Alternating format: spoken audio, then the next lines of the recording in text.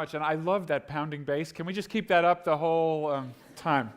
So it's very good afternoon. It's great to be here. And really, there's 4 things I want to say to you about how we use drugs today. It's a drug pill container. And how we will use them in the future. And I think it's good news. So the 4 things, and I'm going to start off with the first one, the kind of lessons. The first one is people do not respond to drugs in the same way. Anybody who's taken a medication may have an inkling about this. I'm a physician. I have a clinic on Friday afternoons. I did it yesterday, and I see patients, and they sometimes have needs for medications, and I do the best that I can, my medical training, my understanding of science, my understanding of patient preferences about drugs. I make a decision, and I really hope those drugs are going to work. But really, at the end of the day, it very often is a hope. And we'd like to be a little bit more rational about that. We'd like to do a little bit of a better job. So let me take one drug that we'll be talking about today. It's going to go throughout the talk. It's Tylenol number 3. It's the drug that I thought had the biggest chance of being taken by the most of you. It's also very ironic because I've had a cold and I have a cough. I may cough during this talk. Codeine is an excellent, excellent cough medication, but it also makes you loopy and totally unable to stick to any kind of timed presentation.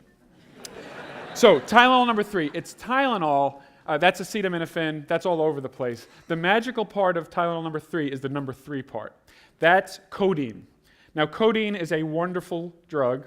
It is in the opiate family.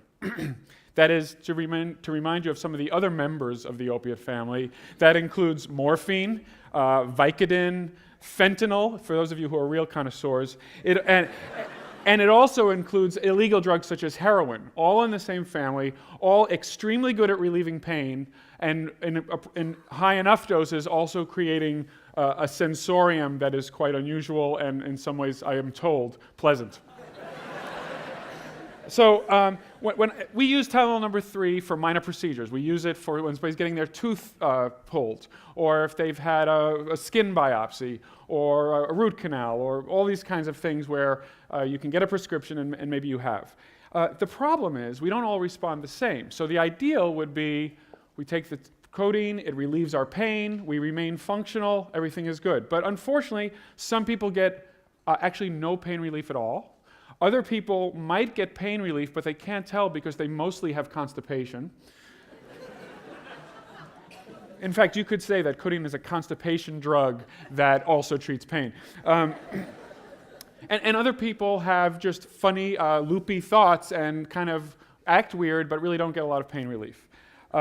Why do we respond differently to these drugs? And there's a number of reasons. As a physician, when I write a prescription, I know that one of the biggest determinants of whether the drug will work for the patient is whether they actually fill the prescription and take the medication. And I know that and this has been studied, a large percent of people say, "Thank you very much, doc." They take the prescription. On the way out, they throw it in the wastebasket. And then I come back and I say, "Hey, did that codeine work for you?" No, it didn't work for me. Did you take the codeine? No, I didn't take the codeine. Probably number 1.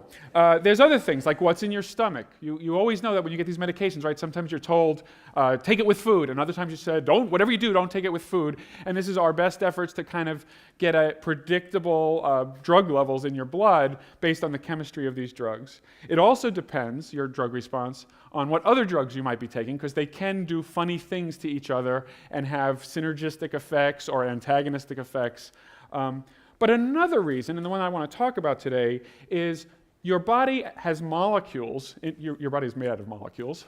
And some of those molecules, especially some molecules in your liver, in your kidneys, are involved in processing the drugs. And those molecules can be a little bit different in different people. And so those differences can cause differences in response to drugs. So I need to tell you a little bit about these 2 processes about how drug response works. The first is what the body does to the drug. When you take a drug, it's absorbed, distributes throughout your body, absorbed through the intestine, distributed throughout the body, starts being metabolized. You've evolved over the last couple of 100,000, really millions of years, systems in your liver and your kidney to identify foreign substances and basically get rid of them, because in general, they're not good. We are giving them because we've learned that they can be beneficial. It's called pharmacokinetics. That's not very important, except the kinetics part is the movement of the drug through the body and eventually out. There are molecules involved in the pharmacokinetics, and little differences in those molecules can mean that, for example, it gets from your intestine into your bloodstream faster or slower. And then I don't think it's hard to believe that you might have a different response to that drug. It gets to the liver, and if there's differences in those liver molecules, maybe some of us metabolize the drug more quickly to make it inactive or to make it active, and others are more slowly. So that's the pharmacokinetics, or what the body does to the drug.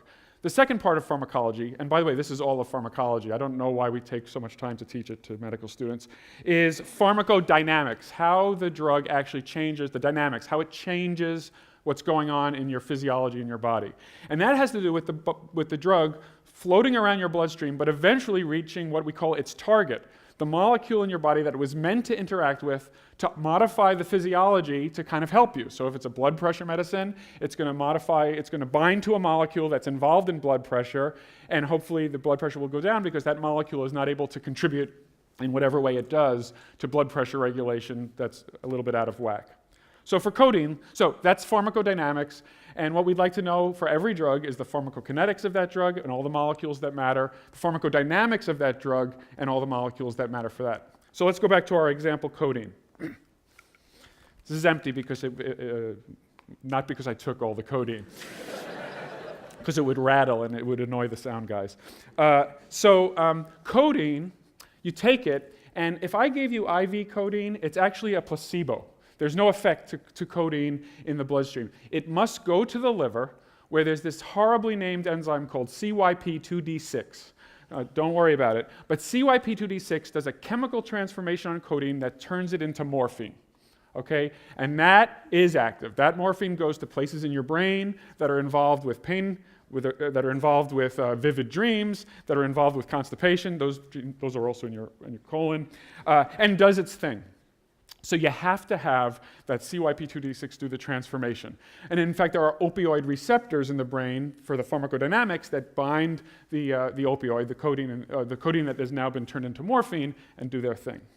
So that's the PK and the PD, the pharmacokinetics and the pharmacodynamics in a nutshell for codeine. Second lesson, and by the way, the lessons get shorter and shorter so we can finish on time. Second lesson, first lesson was we all respond differently to drugs. The second lesson is we inherit our response to drugs. Now, inheritance is genetics. That's what did you get from mom and dad and from all of your ancestors. And that's things like what we think of typically for genetics is we think about our eye color or our height or our skin color or our predisposition to diseases. But another thing that you inherit is how you respond to drugs. But the problem is, unlike other traits, there's usually not a family lore about like how grandma responded to her codeine, unless there's a great story. And in fact, codeine is one of the few where there might be a great story. But in general, you don't know even probably how your parents responded to a drug, and certainly not the family history of response to codeine. And that's a problem for us who care, because we can't say, has your family ever had problems with codeine? So sometimes, if you have anesthesia, sometimes we say, have you ever had problems with anesthesia? But the good news is that through the miracle of genome sequencing, DNA sequencing, we are now able to very cheaply measure people's DNA. And the DNA is not the only thing, but it is the primary thing you get from your parents biologically. There's other things that those of you who are biologists know about. But it's mostly about the DNA. And DNA is mostly the same across all humans, but not totally the same. There's about, it takes 6 billion DNA bases to specify a human, and about 0.3% of those, which sounds like a small number, but it's actually a lot of DNA, is different across the human population and is responsible for all the diversity that we see in humans, including their diversity in drug response. So let me tell you about codeine. So I told you about this liver enzyme, CYP2D6. It turns out that 7% of Europeans don't have an active version of this enzyme. They cannot, European descent people, cannot convert codeine into morphine. So I write the prescription. Oh, you're having your tooth pulled. Oh, sorry about that.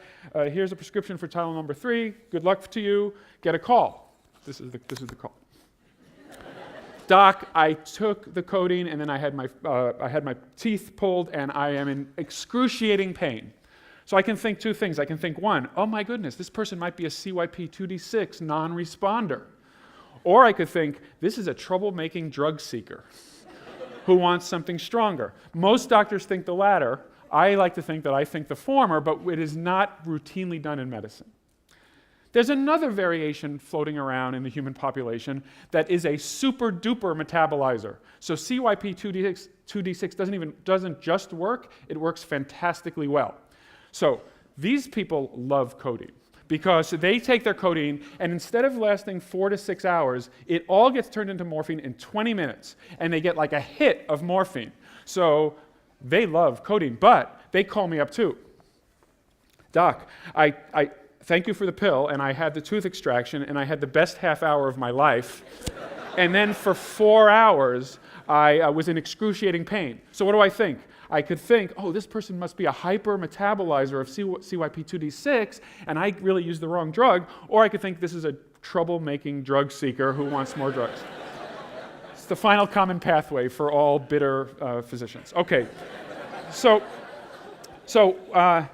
this is the great example of how your genetics can impact your drug response. So third point, at Stanford, we are building a database called the PharmGKB of all knowledge about how genetics impacts drugs. It's called the PharmGKB, and it has information about hundreds of drugs and hundreds of genes with similar stories about effects or toxicities that are modulated by these inherited DNA changes. We've even done experiments where we've taken in a whole human genome and predicted the response of the drug, the response of that human to hundreds of drugs, and we were impressed that this is not just one or two. Everybody has several drugs that you would expect an unusual or abnormal response to. So we're putting that database together, and this is going to be the source, we hope, for a medicine, and this is where we get to the good news, where we are able to routinely do this in our practice.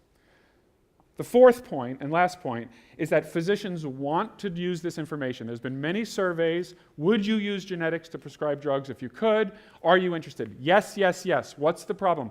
We don't have guidelines. We don't feel like we're educated. This is a new thing. We need help. So the other thing we're doing at Stanford in collaboration with an international consortium, it's called the Clinical Pharmacogenetics. Pharmacogenetics is the terrible word for what I'm talking about. Implementation Consortium, CPIC, is where writing and publishing easy-to-understand guidelines for physicians, where we say, if you want to try to use genetics for drug response, here is the genetic test you would want to order. Here's how to interpret it. We try to keep it informative, well-referenced, scholarly, but short and simple. We've written such guidelines, of course, for codeine, for cholesterol medications, for antidepressants, for cancer drugs, for arthritis drugs, for HIV drugs, and the list is growing, and this is an active consortium. Slowly, one drug by drug, we're creating the literature that will allow us to implement this routinely in clinical practice. So the vision is that at birth, or perhaps at your 18th birthday, there will be a genome sequence or some sort of measurement of your genome that will go into a safe database. Who has access to it has to be worked out. We have to worry about privacy issues. I'm not going to talk about that, but it's a significant issue. And when your physician then prescribes a drug, instead of hoping, praying, using their best effort, that best effort will include looking at the genetics and making the decisions based on your inherited features that will impact your drug response. That's an exciting feature and an exciting future. It's one that we're looking forward to. It's one that I think you can expect to see in all of your lifetimes. Companies have been started, to use the passive voice, to do this, and it's very exciting. The other thing that becomes possible is not just taking existing drugs and sorting them out exactly for which group should get them and which group shouldn't get them, but there's now the exciting possibility also of using our deep knowledge of the genetics of disease, of drug action, to design entirely novel, maybe even personalized drugs based on your particular genome. This is beginning to happen in cancer, and it may happen in other fields. But that would be a different TED Talk. So thank you very much.